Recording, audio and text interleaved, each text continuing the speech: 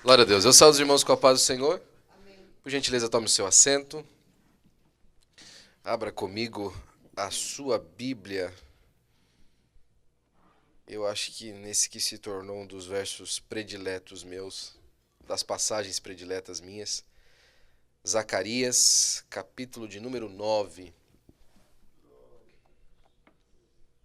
Nós vamos ler alguns versículos. Enquanto você abre a sua Bíblia, eu gostaria de agradecer a Deus pela oportunidade de estar aqui nessa manhã, na casa do Senhor. Bastante feliz por poder ter chego à casa de Deus nessa manhã, que o Senhor nos permitiu despertar, estarmos aqui de pé, com saúde, para louvar o seu santo e bendito nome. Ao mesmo tempo também que agradecemos ao nosso pastor pela oportunidade. Sempre digo isso, que é uma bênção que nós temos diante de nós, a nossa liderança, um homem de Deus que tem esse cuidado de todas as chances possíveis e imagináveis de estarmos na casa de Deus. Ele incentiva, procura ter um trabalho na igreja para que louvemos a Deus, para que adoremos ao Senhor. Isso tem enriquecido muito a nossa vida diante do Senhor, a todos nós. E eu sou agradecido isso de maneira pública e dessa vez pela oportunidade de estarmos aqui, na pessoa dos nossos pastores que estão aqui presentes também, pastor Alcir, pastor Cássio e o nosso pastor que está presente conosco nessa manhã pela internet, em nome do Senhor Jesus Cristo. Nós vamos ler rapidamente alguns versículos e eu gostaria de falar sobre 3 assuntos dentro desse versículo: a fé, a confiança e a esperança, nessa manhã de quarta-feira. Regozija-te muito, ó filha de Sião, aclama, ó filha de Jerusalém. Eis que o teu rei virá a ti, ele é justo e tem a salvação, pobre e montado sobre um jumento e sobre um jumentinho, filho de jumenta. E eu cortarei a carruagem de Efraim e os cavalos de Jerusalém, e o arco de guerra será quebrado, e ele proclamará paz aos gentios. E o seu domínio será de mar a mar e dos rios até as extremidades da terra. E também quanto a ti, por causa do sangue do teu pacto, libertarei os teus prisioneiros do buraco onde não há água. Voltai à fortaleza, ó prisioneiros da esperança. Hoje declaro que vos darei em dobro. Amém. Glória a Deus. Que linda profecia de Zacarias ao povo de Israel. A maneira como essa profecia ela está declamada nesse texto de Zacarias capítulo 9 é muito bonito de observar em algumas outras traduções a maneira como é tratada, e os comentaristas tratam essa passagem como uma passagem poética. É como aquele salmo de Abacuque, né? O Abacuque, no capítulo de número 3, é um salmo. E Abacuque declama aquilo diante do Senhor, aquela expectativa que ele tinha. Assim como Zacarias também declama ao povo uma profecia, de uma maneira muito clara, de uma maneira muito poética na sua profecia. E alguns detalhes sobre o ministério de Zacarias. Zacarias foi um dos profetas no tempo do retorno do exílio. E é importante observar que ele estava falando um povo que estava com o espírito transformado, né? Até pouco tempo atrás, eles eram escravos em uma terra sem perspectiva de voltar para a sua, apesar de uma promessa, né? Muitos deles morreram sem ver o retorno do povo de Israel até a sua terra. E agora, por causa da abertura que é dada por 2 reis em consequência, um depois do outro, abre essa oportunidade, declara decretos para que eles possam voltar à sua terra. Eles estavam como os que sonham, o salmista diz, né? Quando o Senhor trouxe de volta a Sião os cativos, nós estávamos como os que sonham. Então a nossa boca se encheu de júbilo e o nosso coração de canções. E diziam-se entre as nações: grandes coisas fez o Senhor por estes. Grandes coisas fez o Senhor por nós, por isso nós estamos alegres. Glória a Deus. E todo esse momento acontecendo, e Zacarias está profetizando a um povo com essa expectativa, com esse coração. Eles estavam vendo ser cumprido algumas coisas que eles esperavam há muitos anos. Uma expectativa de muitos anos estava sendo cumprida naqueles dias. E eu paro por aqui. Você lembra quando Deus começou a cumprir aquilo que você aguardou por muitos anos? Quando Deus começou a trazer à vida a sua expectativa de muitos anos? Quando Deus começou a fazer notória a sua obra na sua vida, depois de muitos anos de espera?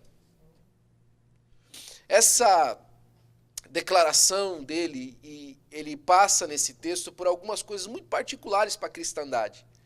Ele apresenta o Senhor Jesus Cristo na entrada triunfal de Jerusalém, como ninguém esperava.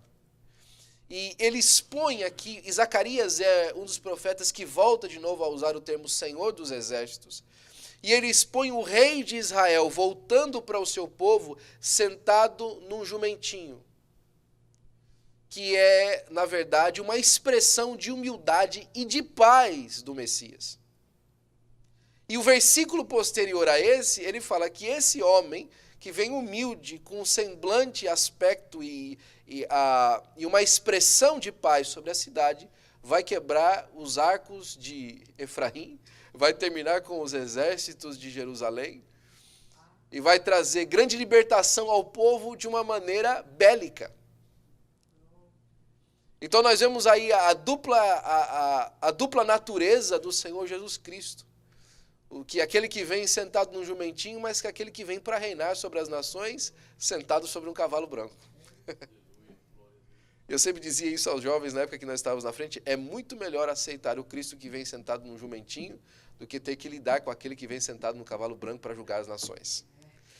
É muito melhor nos relacionar com o Senhor Jesus Cristo, aquele que vem sentado humilde no jumentinho, falando: Jerusalém, Jerusalém, como eu gostaria de ajuntar você como as galinhas juntam os pintinhos debaixo das suas asas.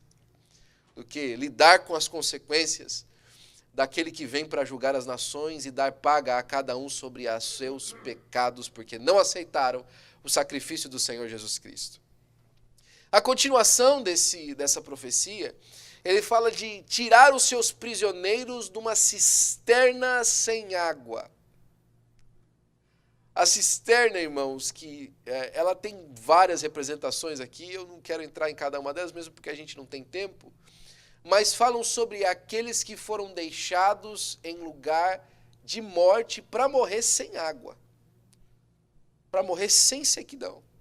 A água, nesse sentido, fala de refrigério, fala de renovação, fala de continuidade da vida, mas Zacarias fala que os prisioneiros que foram tirados da cisterna, eles foram tirados em momentos onde eles já estavam completamente sem condições de continuar esperando, e Deus os tirou de lá. E mais uma vez, onde a gente observa, lembra aquele dia em que as esperanças se foram? Onde já não tinha mais expectativa de bem algum e o Senhor nos retirou de lá? Nos resgatou daquele lugar, nos colocou para fora daquela cisterna escura, fechada e sem água. Outra coisa importante sobre a cisterna, principalmente nessa época, que eles usavam muitas vezes uma caverna, um buraco no chão, na rocha, e aquilo enchia de água com a água da chuva, ou então eles traziam água de longe para deixar ali água para o gado e para eles beberem também. É de que existia só um lugar para sair da cisterna. Era para cima. Só tinha um buraco de saída na cisterna, era em cima. E você precisava tantas vezes ser jogado uma corda para sair. Lembra de José, que foi colocado numa cisterna sem água? Até que então passou os ismaelitas e eles venderam o seu irmão. E aí ele fala uma coisa muito importante também para nós. Ele fala assim, olha, onde eu vou dar para vocês por causa do sacrifício que foi feito com sangue. Por causa daquilo que foi entregue por sangue para vocês, vocês vão ter condições de receberem as promessas. E aí ele faz a grande declaração que uma vez eu ouvi o pastor Davi Moreno orando, e ele soltou isso na sua oração. Ele falou assim: Senhor, nós estamos como aqueles prisioneiros da esperança. E eu imediatamente me deslumbrei com a expressão, né? E eu falei, isso está na Bíblia. E quando eu procurei e achei na Bíblia, eu entendi do que se tratava, do que Zacarias dizia. Ele falou assim, agora vocês podem voltar à fortaleza, prisioneiros da esperança. E essa expressão, prisioneiros da esperança, ela falava daquele momento, daqueles que esperavam, estavam na expectativa de voltar para Jerusalém, de que o reino de Israel fosse restaurado, mas de uma maneira, de uma projeção profética, ela vai desde o Gênesis até aqueles que esperam a vinda do Senhor Jesus Cristo. Prisioneiros da esperança. E eu comecei a pensar na palavra de Deus, como é que alguém se prende à esperança? E a primeira pessoa que me veio ao coração foi Abraão. Abraão se tornou prisioneiro da sua esperança, né? Quando Deus faz promessa a Abraão, e eu gosto de lembrar o contexto da promessa de Abraão, um homem velho, casado já há muitos anos, sem filhos, vivendo numa terra de paganismo, Deus aparece a ele e fala assim, ó, nessa condição da sua vida, a esse estágio onde você está, estou chamando você para sair da sua terra e do meio da sua parentela e ir para uma terra que eu vou te mostrar. E a palavra de Deus fala que Abraão saiu como vendo o invisível.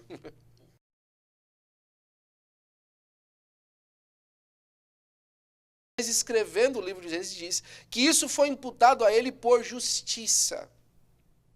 E Abraão, eu fico imaginando os anos passando, e Abraão não vendo o cumprimento daquilo que ele mais esperava em Deus, e mesmo assim acreditando em Deus.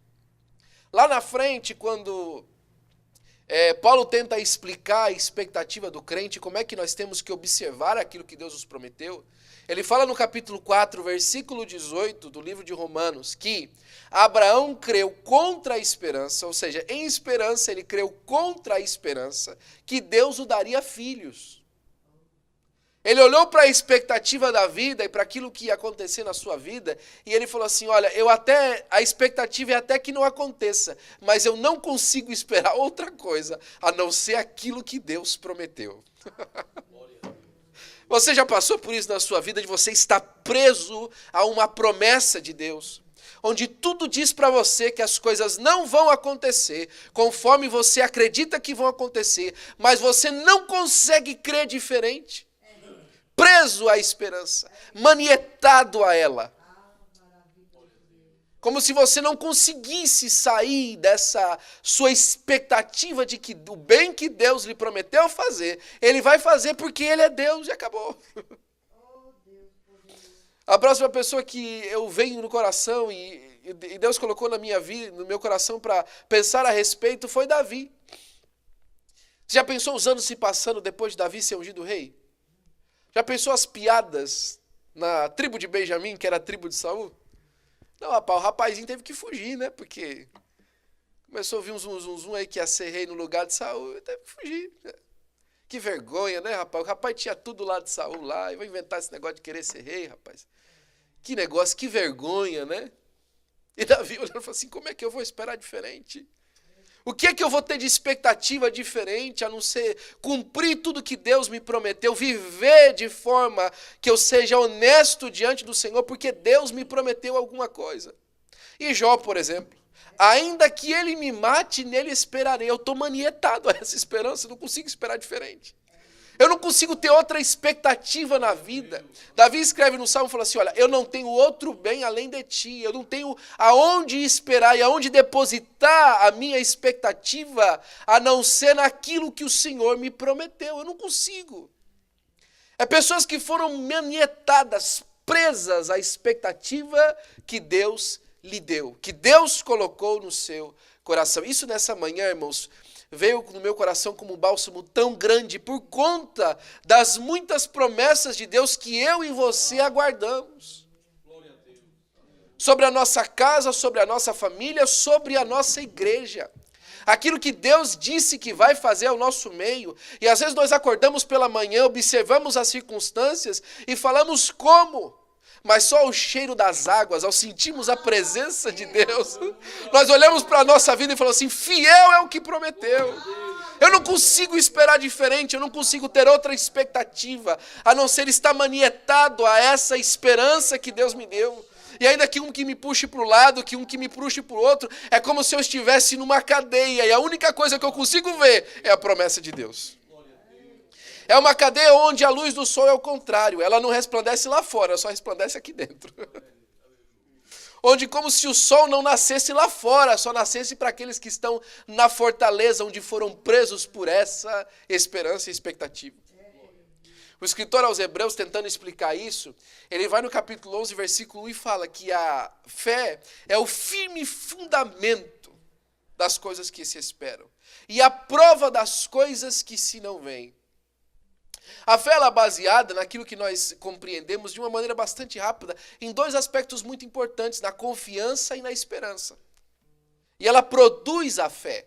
A fé é produzida aí. A confiança, porque ela se baseia naquilo que Deus já fez no passado. Deus já se provou que Ele é confiável, que Ele é poderoso bastante para trazer as coisas à luz da conforme Ele prometeu. E a esperança é a expectativa para frente, de que aquele que prometeu e cumpriu no passado é poderoso para fazer de novo. Isso é a produção da fé, um firme fundamento. Eu tenho fundamento para ter confiança, para as coisas que se esperam, que estão à frente. E a galeria dos heróis da fé, eu costumo conversar com alguns irmãos a respeito disso, nada mais é do que a folha corrida de todos aqueles que foram presos nessa prisão de esperança. Pela fé, Abraão, pela fé, Moisés, pela fé, Davi, pela fé, Jacó, pela fé, José. Todos esses que tiveram no seu coração a expectativa que ia muito maior do que segundo as suas circunstâncias, manietados por essa esperança, presos a ela, ainda que eles não conseguissem sair.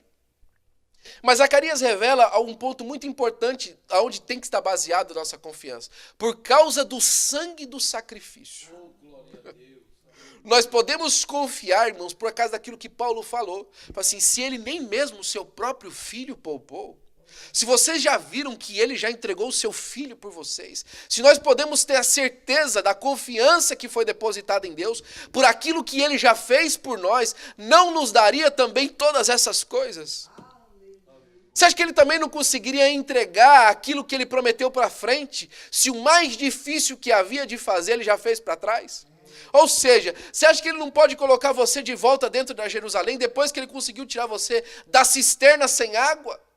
Muito mais complicada a nossa situação é quando nós estávamos na cisterna sem água, completamente longe da presença de Deus, isolados, sem esperança, sem água, sem refrigério. Mas agora ele já tirou a gente da cisterna sem água. E a nossa entrada em Jerusalém com o rei que vem é a questão de tempo. Fiel é aquele que prometeu. Isaías capítulo 61, e eu começo a terminar aqui, porque eu não quero me demorar mais do que isso. Isso é uma palavra muito gostosa, irmãos, que Deus colocou no meu coração a respeito desse assunto. No capítulo 61, por volta do versículo 7, ele fala assim: para cada dia de vergonha, dupla honra. Para cada dia que você passou esperando, para cada dia que você passou na expectativa, para cada dia que você passou prisioneiro da esperança, dupla honra no cumprimento. O que ele quer dizer com isso? O que ele quer dizer com essa cada dia de vergonha? Para cada dia que olharam para a nossa vida e falaram assim, não vai se cumprir, não tem condição. Olha, como é que vai fazer para que Deus coloque no lugar que prometeu? Como é que Deus vai cumprir nesse lugar tão pequeno, com tanta pouca gente, aquilo que Ele prometeu para eles? Não tem condição. Cada dia de vergonha que olharam para nós, e os dias das coisas pequenas se prosseguiam, dupla honra quando Deus cumprir, quando Deus colocar no lugar que disse que ia colocar, quando Deus fazia aquilo que disse que ia fazer, quando Deus trazer à vida cada uma das promessas que Ele colocou uma atrás da outra, dupla honra. Por quê? Porque para cada dia de vergonha que eles acharam que não tinha como, eles vão falar assim, como a perseverança deles continuou? Como a vida deles continua arraigada, dupla honra. Agora, não só eles têm a honra de ter permanecido na expectativa, mas a honra de desfrutar aquilo que eles esperaram por. Sabe, a grande diferença entre o cabeça dura e o perseverante É que o cabeça dura é aquele que esperou na vida e as coisas não aconteceram. E o perseverante é aquele que esperou as coisas na vida e as coisas aconteceram. O resultado é a diferença do cabeça dura para o perseverante. Agora, sabe qual que é o problema? É que até que aconteça, todo perseverante se passa por cabeça dura. Todos os dias que você passa esperando sem as coisas acontecer, as pessoas chamam, é o teimoso, é o que não muda a sua maneira de ser, mesmo vendo que as coisas deveriam estar diferentes. É aquilo que não se dá o braço a torcer a circunstância. Mas Deus está olhando lá no futuro e fala assim, persevera. Para cada dia de vergonha e dupla honra, não tire essas algemas de esperança. Não se atreva a sair disso. Hebreus capítulo 6, as últimas partes do versículo, fala assim, olha, agora, por causa do juramento e da promessa, por causa dessas duas coisas imutáveis, que não pode ser que Deus minta, Deus vai dar entrega daquilo que Ele prometeu para vocês. Ele fala assim, essas coisas que Deus nos deu, essas coisas que Deus nos prometeu, é como âncora para a nossa alma. Elas nos fazem no dia onde a maré sobe, onde a água tenta bater o nosso barquinho nos rochedos da enseada, onde a gente está atracado. Por causa da âncora que está lá embaixo, na rocha, que está manietada à esperança que Deus nos deu, que nos prende no lugar, é que nós nos permitimos continuar confiando em Deus. Então saiba, a sua fé não é baseada em loucuras, é baseada na confiança que você tem em Deus. E por causa da confiança que você tem em Deus, você pode esperar para o futuro e pode viver na fé. Isso é enxergar a vida pelos olhos da fé. É olhar para trás e falar assim, Deus fez tanta coisa já, Ele é tão poderoso, Ele há de cumprir tudo aquilo que Ele nos prometeu para a glória do seu nome. Então, meus irmãos, nessa manhã, voltai à fortaleza, prisioneiros da esperança. Deus abençoe os irmãos em nome de Jesus. Muito obrigado pela oportunidade, pastor.